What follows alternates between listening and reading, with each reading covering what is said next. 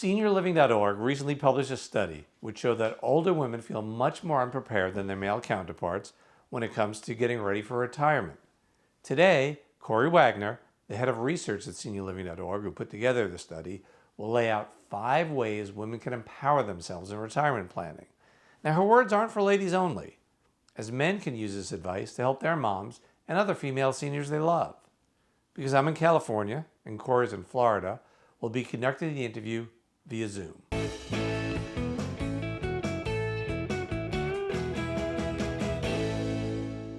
Hey, everybody. Today I'm speaking to Corie Wagner. She works with me at SeniorLiving.Org. She's the head of research. And recently, Corie did a study about the differences between older men and older women and the way they approach retirement planning and their fears and their uncertainties.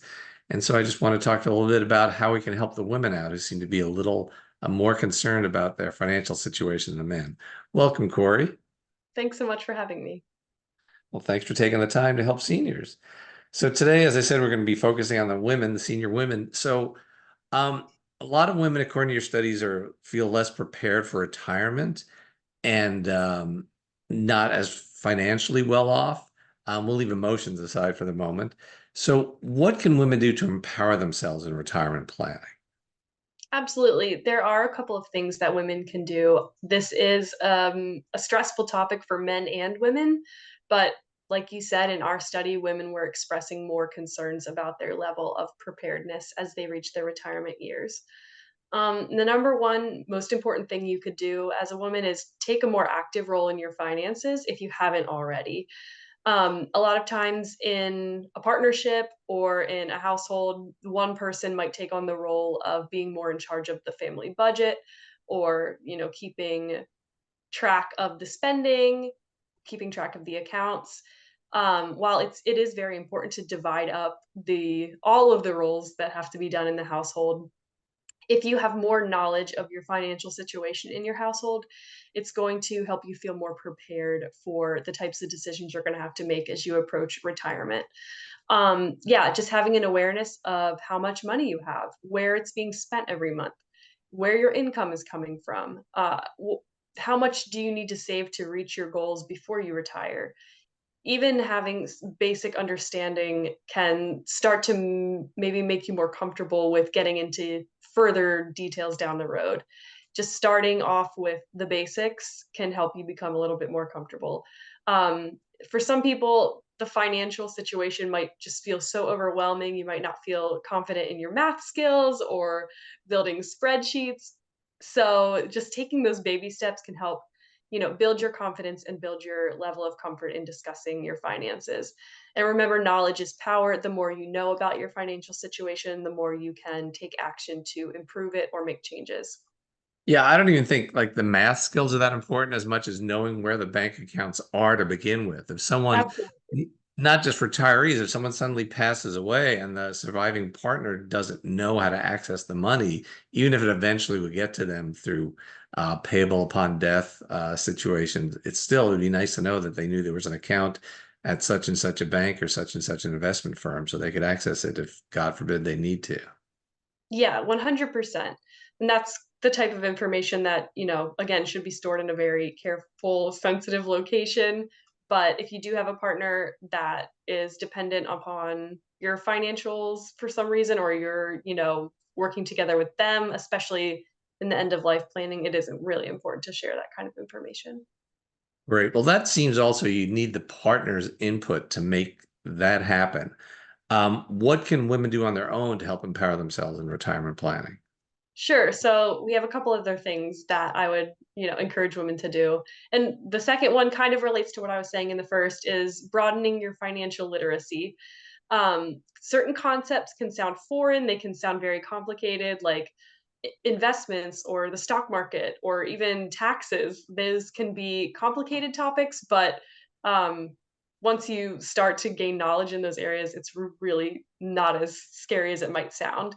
So I would say little by little, challenge yourself to learn something new about money, even if it's just once a month. You can do that through books, podcasts, many blogs and websites, even social media influencers who are teaching people of all ages and of all genders what they can do to be more financially literate. And one great place you could start is a guide on our SeniorLiving.org site called our Senior Finance Guide that's going to cover a lot of topics and just give you the basic knowledge that you'll need to become more financially literate. And then I would also encourage people to pay attention to current events, but don't um, zoom in too far on the everyday events that are affecting the economy all around us. So it's important to understand how events might impact your investments or your nest egg. It's really also key to remember that retirement planning and saving for retirement is a long game. So an event that happens on one day is not something that should change your long-term plan, but if you are keeping track of current events, you could see if something's becoming a trend that could impact your finances in the future. So it is a balance. Not every single financial or economic event is something that you're going to need to react to, but looking over time at broader trends is something that could help you make better decisions for your financial future. And then another thing is being very realistic about your living situation. Um, that whether that could be, realizing you might need a smaller home, a more manageable home, or hiring assistance from someone outside the home. Those are decisions that will impact your finances, but they also are going to impact your quality of life.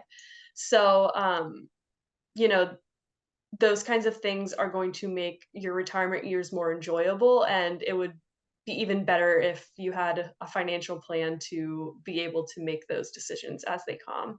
And then also really related to that, the last thing is involving others and not being afraid to ask for help when needed. Definitely don't have to make every decision about your retirement finances independently. I would encourage everyone, if it's in your means, to talk to a financial planner. These are professionals that can help you put together a plan, a course of action that you can take to get on track for retirement if you're not, and to maybe optimize the things that you're already doing financially to make sure you're on track to really make the most of your retirement years. So when you're talking to a financial planner, my experience has been that yes, there may be a charge if you hire them long term to manage your portfolio or whatnot, but a lot of them will meet you for free, just an introductory session, and you could walk away with that with a couple of nuggets that could really pay off for you, and it's not going to cost you anything. So that's worth checking out. Really appreciate you taking the time. If people want to see more about the ways women can empower themselves in retirement planning, as well as the differences between men and women when it comes to their thoughts on retirement planning, Corey's done the research and it's all published on SeniorLiving.org. Thanks, Corey. Really appreciate it. Thanks so much.